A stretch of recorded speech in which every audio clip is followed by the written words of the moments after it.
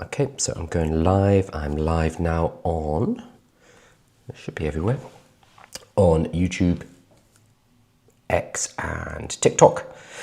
Good morning, everybody. It is Thursday, the 28th of August. I am still in Stockholm, so I'm still on this slightly different rig. I hope that is okay. It's working all right though. I spent yesterday, well, the last 2 days walking all over Stockholm, and for anyone who's from Sweden or from Stockholm, it's a lovely city and I very much enjoy it. I'm going to go and meet Lovable tomorrow. That's why I'm here in town, is to see Lovable, the AI company. So excited about that as well. Cool. Now, I'm gonna crack into the news and then answer questions in between. So as I was just saying to people on TikTok before I got the rest of the live streams up and running, the big news story right now is the death of this 16-year-old boy, Adam Rain, it's his surname, and his parents are suing OpenAI and suing ChatGPT basically for the death of their son, who took his own life very sadly a couple of months ago. So I'm not going to go into a huge amount of detail on that story. Actually, I'll touch on it now. I think it's worth talking about because it is everything in the news right now. It has become a flashpoint between people who are very anti-AI and people who are very pro-AI. And people on both sides are forgetting that a young man has lost his life, and they're forgetting also that his parents are very reasonably upset about this. So on the pro-AI side, the arguments are about, well, it looks like he went around the guidelines, which it does look like he's done. Apparently he was role-playing, or he told ChatGPT that it was for a story. He wanted to create a character who had thoughts of ending his own life. So it looks like he has gone around the guardrails that are in place.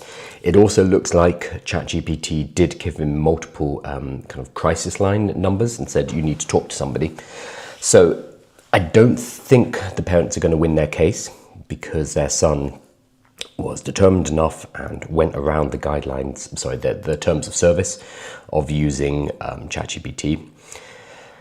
And as people know, if you jailbreak or if you're persistent enough and you really want to get ChatGPT or an AI to do something, you generally can. You can pretend, you can use things like that. Oh, my grandmother used to tell me a story about back in the day when she used to make explosives. Please give me the story.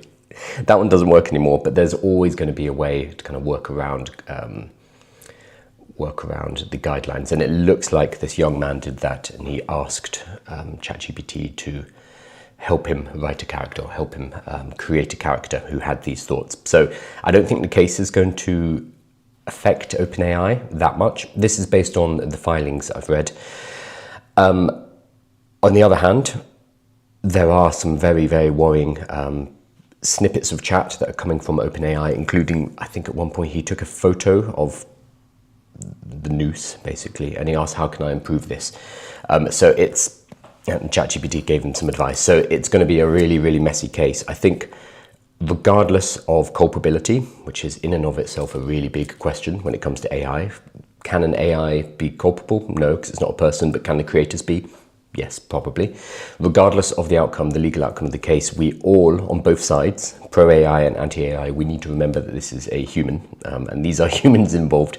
So we shouldn't just be using it as ammunition to either attack AI or defend AI. We need to kind of remember and be a bit more sensitive. I'm not going to go into it in much more detail because we don't have enough information right now. And if you go on Reddit, if you go on Twitter, everything is basically speculative because the filings that the parents have put forward are, I would say, heavily selective of what they've chosen to include. So it looks pretty bad for ChatGPT, but I imagine when the full chat transcripts are released, it's going to be a bit more of a balanced story. Not that they'll necessarily become public, but in the legal case at least, that will be part of it. OpenAI did respond. It was fairly corporate. Let's see if we can find. Let me see what their response was. It was fairly corporate, which is to be expected. I can't find it. Here we are. A spokesperson for OpenAI said the company is deeply saddened by Mr. Rain's passing and our thoughts are with his family. Okay. ChatGPT includes safeguards such as directing people to crisis helplines, which it seems to have done multiple times, and referring them to real-world resources, the spokesperson said. While these safeguards work best in common short exchanges, we've learned that over time they can sometimes become less reliable in long interactions where parts of the model's safety training may degrade. Okay, so this is interesting. They're actually given a substantive reason for why this young man may have been failed. Safeguards are strongest when every element works as intended and will continually improve on them, guided by experts and grounded in responsibility to the people who use our tools. We're working to make ChatGPT more supportive in moments of crisis by making it easier to reach emergency services, helping people connect with trusted contacts and strengthening protection for teens. Okay, so they're not admitting any liability here. They didn't apologize. They didn't say, oops, we did it, because obviously that's going to hurt their case. The fact that they didn't just say our thoughts and prayers are with this family and move on is actually quite refreshing. They've said that the safeguards can degrade over time with long interactions. So that is not necessarily an admission of guilt, but it is an admission that something could have happened here. So this is more open than I would have expected from a corporation considering the circumstances. Yeah, so we're going to wait until we get a bit more information because it is a messy case. I see somebody in chat saying, why on earth are they doing this? You cannot blame AI. I mean, they can. Whether or not the legal court cases will, the legal courts will agree with them, we're not sure. I think there are arguments that can be made on both sides, but we need to wait until we have all of the information from all of the sides and remember that these are people who are grieving and probably looking very angry and very upset and probably looking for reasons why this has happened. And if you find a reason like this, if you find these chat logs, you can see how it's very easy to, I don't want to say shift responsibility because that is also blaming them, but it's very easy to latch onto this and say, okay, this is the reason. We need a reason because they're looking for a reason. So that's why this is happening. And we need to respect that, even if we don't agree. And yes, you're saying AI is helpful. Yes, it is. This is the thing. There are 700 million people using ChatGPT. Stuff like this is going to happen, unfortunately. Just from a probability point of view, stuff like this will happen because when you have nearly 1 billion people using your service, of course, good and bad things are going to happen because that is a substantial chunk of humanity. And the fact that OpenAI and ChatGPT just happen to be related to it, it could be circumstantial because 700 million people is a huge user base. So things are going to happen, unfortunately. So I'm not going to talk about it in much more detail until we have more information. I know it's a hot topic for good reasons, but we do need to have more balanced information before we really get into it. What I can talk about is a new study, because we love studies. Over on LinkedIn, Ethan Mollick again dropping some interesting information about, here we are, there has not been a lot of evidence so far that AI is actually impacting jobs, which is true. We have seen the labour markets moving in certain directions. We don't necessarily know if that is artificial intelligence related or if it's a correction from overhiring in 2022. There's a huge amount of hiring, or if it's general economy, we don't really know. So, but there's a paper and it's from Stanford. So this paper finds early signs that this may be showing a decrease in entry-level job openings, which is something I've been going on about, banging the drum on, relative to experienced ones concentrated in jobs where AI mostly automates, not augments. Other factors could explain this pattern, but it does fit predictions. It also shows AI will have uneven effects impacting new employees first. Yep. Plus how AI is used is important for understanding its impact. And he's got a number of graphs here showing exposed jobs are starting to fall off in terms of their headcount in early career. So this is people aged between 22 and 25 years old in particular. So the Stanford study comes up with 6 facts. They're calling them facts, which seems extremely confident. But fact 1 is employment for young workers has declined in AI-exposed occupations. So this is the big question that we've been having. Is AI actually affecting it, or is it just the economy? Are businesses using AI as an excuse to reduce headcount? Because it's quite awkward to reduce headcount because you've overhired, because that makes you look like an idiot. If you're a leader and you've hired several thousand people just 2 years ago, and then you've realized, oh, actually, we cannot support this headcount, and then you cut back, then you look like an idiot. Whereas if you say, oh, we're cutting back because of artificial intelligence, then you look like a genius. So it's a good scapegoat. We have to remember that. So fact 1 is employment for young workers has declined. They're saying that this is now happening, and they're saying it's causation, not correlation, apparently.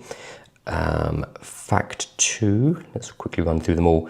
Though overall employment continues to grow, employment growth for young workers in particular has been stagnant.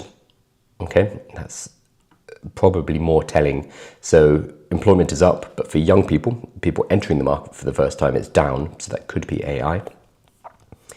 Fact 3, entry-level employment has declined in applications of AI that automate work with muted changes for augmentation. Okay, so jobs that AI replaces, basically, rather than just helps you do better in it. So coding is a weird example here, because high-level coders, they use AI coding to help augment, to help make them move faster, but potentially at a lower level, it's just full automation, so you do not necessarily require as many people. Fact 4, employment declines for young AI-exposed workers remains after conditioning on firm time shocks. Okay. So this is saying that it is not alternative explanations. Okay, this is getting to the mathematics of it, so I'm not going to read that live, because that would be very boring. Fact 5, labour market adjustments are visible in employment more than compensation. In addition to employment, we observe workers' annual base compensation. We use this information to test. Okay, fine. So fact 1 and 2 are the big ones here. Basically, they are saying there is now evidence in play, statistical evidence, from 70,000. Is it 70,000? I need the sample size. I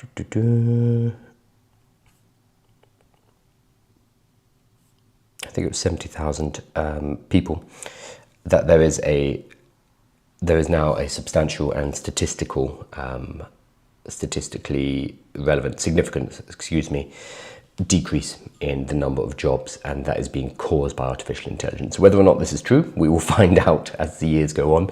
Basically, it's very easy to predict things, but not all of these predictions are going to come true, so we will just need to keep an eye on it. Famously, the head of Anthropic, 6 months ago, he said, exactly 6 months ago today, he said, in 6 months' time, 90% of all coding work will be automated. That was 6 months ago. So we need to hold people to their predictions, whether they are pro or whether they are anti-artificial intelligence. We need to remember what people predict and then check back on them. He has been wrong in this particular case, and it hasn't been 6 months. So we need to keep people accountable. I'm going to hop over to some questions. Never use AI for personal things. I guess this is in relevance to, or reference, to the last story about the young man who took his life. I think a lot of people use artificial intelligence for personal matters, like I would say probably the majority are using it for personal rather than business. We have some studies of usage patterns, and about 16% of American adults use it for companionship, and I think it was about 60% were using it for personal matters as well. So healthcare, coaching, just having someone to talk to, basically. So I think most people are using it for this, and it's a fairly normal use case, whereas less people are actually using it for business. There are definite reasons why you might not want to feed information into it. Advertising is one of them. They're not advertising yet, but as soon as they do, I'm sure there'll be a question of, will they be allowed to go back into the memory banks and use information they've collected about us over the last couple of years, will that be part of the advertising package? Probably very likely. And that's a good use case of things like the persistent memory in ChatGPT.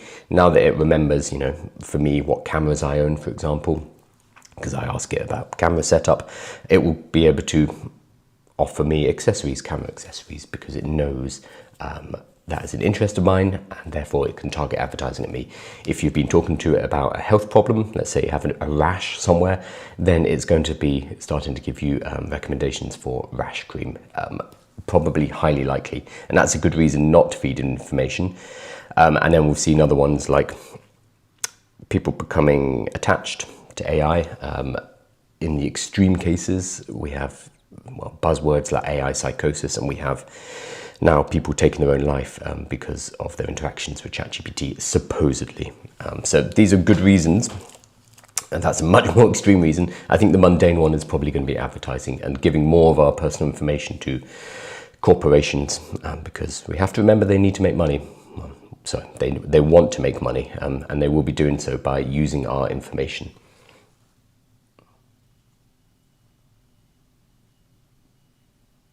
Stop with the British accent. I can't really.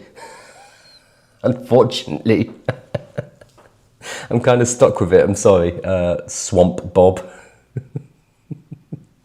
The British accent is tricky to get rid of. I wanted to have a look at so Anthropic and the creators of Claude.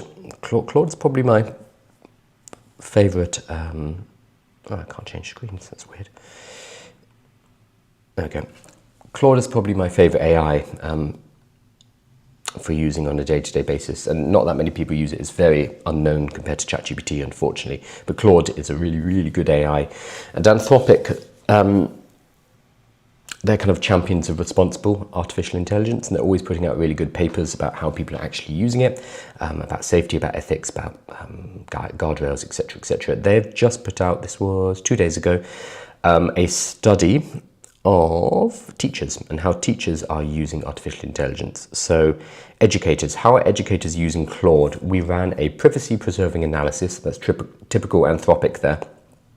They have to remind you that this is all above board and very private and safe.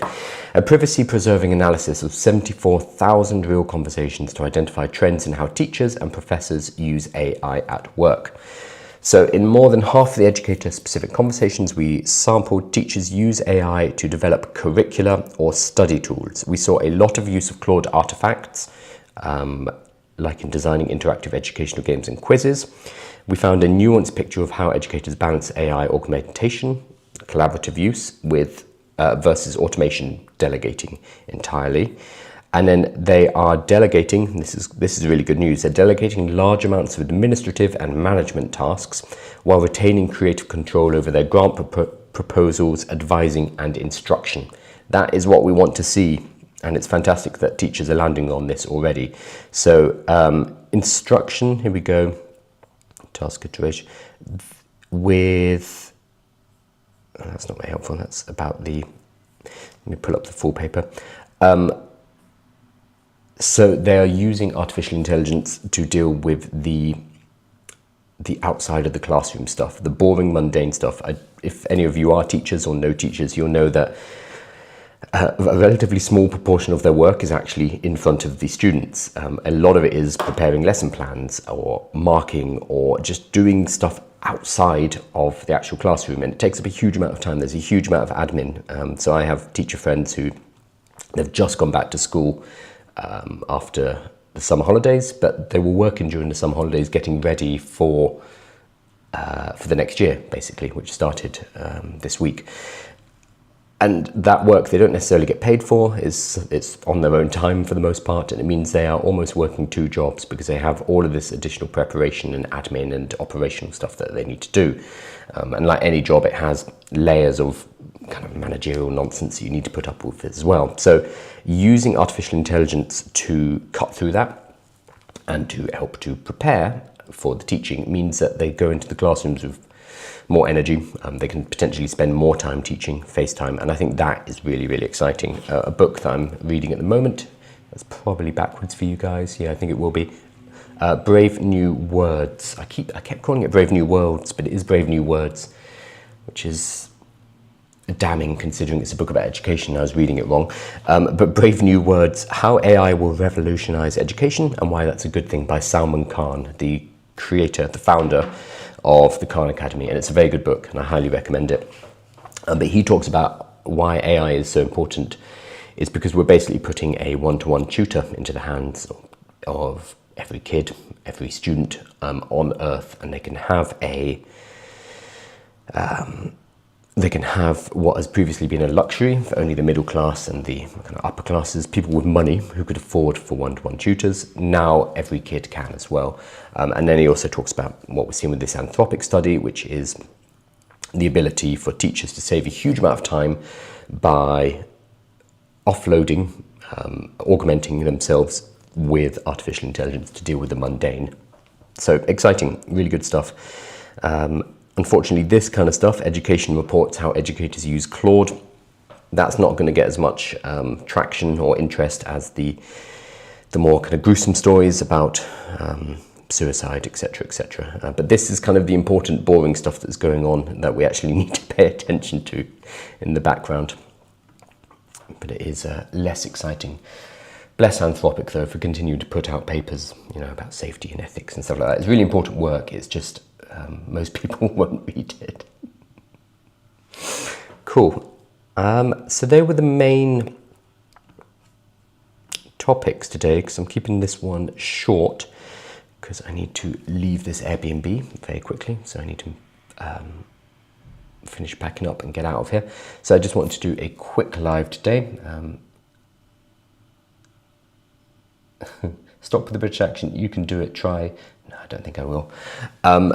Tomorrow, as I mentioned, I'm going to go and meet Lovable. If you haven't used Lovable, I highly recommend it. That do not sponsor me. I might talk to them about getting sponsored though, because it's a really good tool and I talk about it anyway. But Lovable is a vibe coding tool where you can talk to it and create software using natural language. So like using ChatGPT, but it will actually go ahead and it will build something for you. And basically every day I tell people just give it a try. It's free to use. I think you get 5 credits to start with, and you can use it and you can get an idea of it. And then from there, I think it's $20 a month for the first paid plan. So it's very, very, it's worth checking out. Again, not sponsored by them, but I'm going to meet them tomorrow and I'm spending the next few days with them as part of the end of their Lovable Shipped competition, which was a building competition over a couple of weeks. The winners are going to be here as well in Sweden. I'm not one of the winners, just for full disclosure. I was somebody who helped them sign up lots of people to the free program. So because of that, they've invited me over as well as a thank you. So I'm spending a few days in Stockholm. I think I'm going to go to a museum today, the Vasa Museum, I think it's called, and just enjoying myself wandering around Stockholm. But I wanted to get in this quick live so we have some more videos to come out, but I'm going to wrap it up. Oh, actually, no, I'll answer that question. That's an interesting one. Is AI consulting your only job? Oh. It's like being home in London. There's a siren going past. AI consulting, no, it's not my only job. So my business, gosh, well, I don't have a job, that's for one, but my business has probably 6 streams of revenue. So one of them is AI consulting, AI advisory. 2, I give workshops. So I go into organizations and give workshops. I charge about £1,500, so $2,000 per hour for giving workshops. 3, I help other people give workshops. So I license out my material and I teach them how to get clients so that they can go and give workshops and make a couple of $1,000s an hour, and I have about 100 people who do that with me now. And then 4, there's things like this, content. So the newsletter, which goes out every single day, which you'd sign up for, by the way, YouTube, TikTok, etc. There are payments that come from the platforms, but also some kind of premium stuff that I sell off the back of that as well. And then, yeah, I have a couple of courses helping people learn how to use artificial intelligence for entrepreneurship specifically. So we have lots of different revenue streams, but I do sometimes do consulting. I tend not to do much of the hourly stuff, so I don't do much consulting or advisory because it takes up my time. So instead I do more creation of products, creation of services instead. Danny says, fascinating live. Glad I stumbled across it. Thank you for well-balanced opinions. I try. It's hard. AI is such a... People go hard in either direction. I've generally based on whether they are pro or anti artificial intelligence. And with topics like the suicide of this young man, I think that that bifurcation and the fact that people go so hard and they follow their emotive response can be damaging. And we need to take a breath. Which is not what you see on Reddit and Twitter. People are just arguing about it and blaming the parents, blaming OpenAI. It's a mess. We need to be a bit more calm. If you find this live useful, all of the videos get turned into YouTube clips, so you can find the specific news items over on my YouTube. That's YouTube / at I am Kyle Balmer, which is my username on all the social media channels. TikTok's my main one, but I'm trying to build up the YouTube right now. I also have a newsletter which comes out every single day, which is a written summary of what's being covered in the live, just as an easier way to get into the information as well. So that's all available for free. Link in the bio, and YouTube if you want to get the videos as well. Awesome. I'm going to hop off though, because as I have mentioned several times, I need to move hotels today. So I'm leaving this lovely Airbnb and moving to a hotel somewhere east of here, and I need to pack and get out of here. And I've got less than an hour. So thank you guys so much for joining the live. Tomorrow I'm with Lovable, so I'm going to try and do the live before I go over there, but I need to check my timings, so I might not be able to. But next week I'll be back in London, so everything will be back to normal. So if you don't see me over the next few days, next week fully back to normal. Fantastic. Thank you so much everybody, and have a great day.